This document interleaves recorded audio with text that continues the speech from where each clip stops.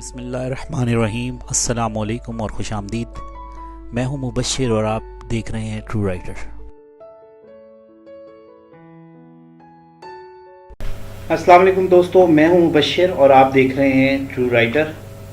آج ہم بات کریں گے حجاز ریلوے لائن کی۔ حجاز ریلوے دراصل خلافت عثمانیہ کی طرف سے مسلمانوں کو دیا گیا ایک آخری تحفہ ہے، اور یہ امت کی ایک مشترکہ کاوش ہے جس کو بنانے میں خلیفہ وقت نے بھی اپنا حصہ ڈالا، یعنی اپنی طرف سے رقم دی، اور تمام مسلمانوں نے جو صاحب حیثیت تھے جہاں جہاں پر بھی خلافت عثمانیہ تھی وہاں سے چندہ جمع کیا گیا اور پھر اس کو بنایا گیا۔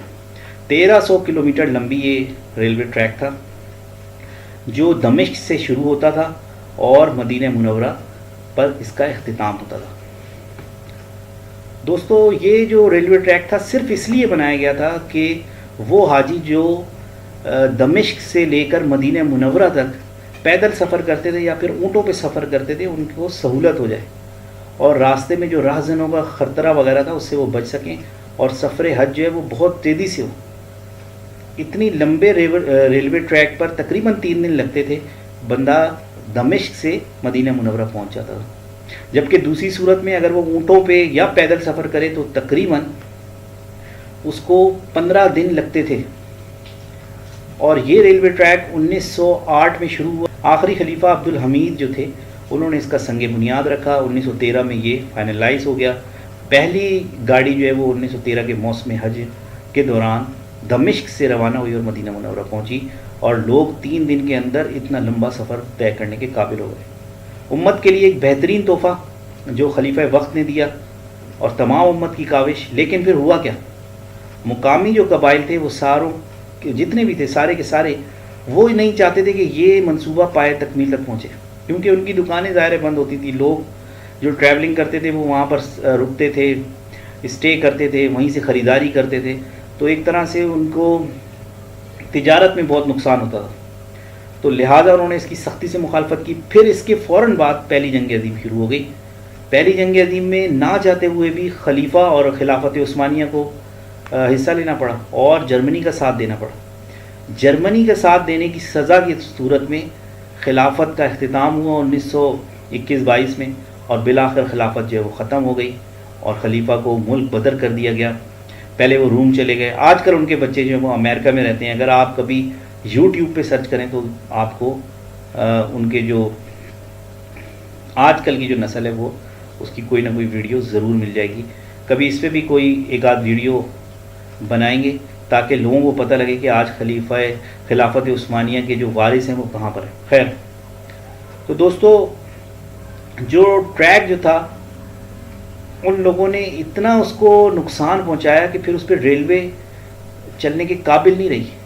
ساتھ اس کی ایک وجہ یہ بھی تھی کیونکہ ایک تو پہلی جنگ عظیم چل رہی تھی اور انگریز جو ہیں ان کو مسلسل کمک مصر سے مل رہی تھی، جبکہ خلافت کی کمک جو ہے وہ بالکل ختم ہو چکی تھی۔ مقامی مسلمان بھی انگریزوں کا ساتھ دے رہے تھے، مقامی قبائل بھی۔ اس کی کچھ سیاسی وجوہات بھی ہیں۔ شریف مکہ کا ایک چیپٹر ہے جو یہ چاہتا تھا کہ اس تمام علاقے پر اس کے قبیلے کا اور اس کا قبضہ ہو جائے اور وہ بادشاہ بن جائے۔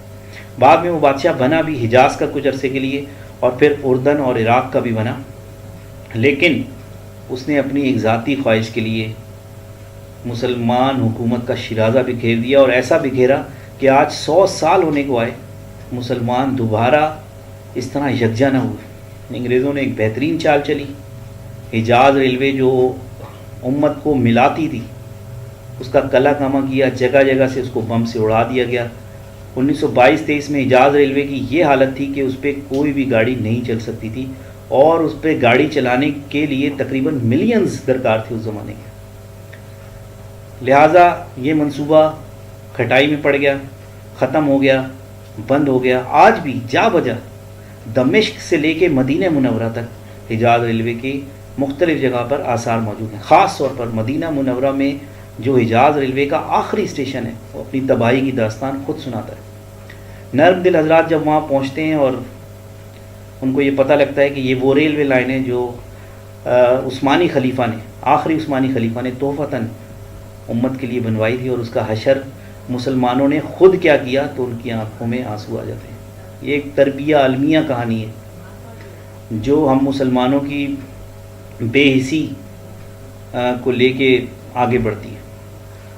دوستو اس سے ہمیں یہ سیکھنا چاہیے کہ ہمیں اتحاد کی ضرورت ہے، ان لوگوں کی باتوں میں نہ آنے کی ضرورت ہے جو ہم کو کمزور کرنا چاہتے ہیں، ہمارے درمیان دراڑیں پیدا کرنا چاہتے ہیں۔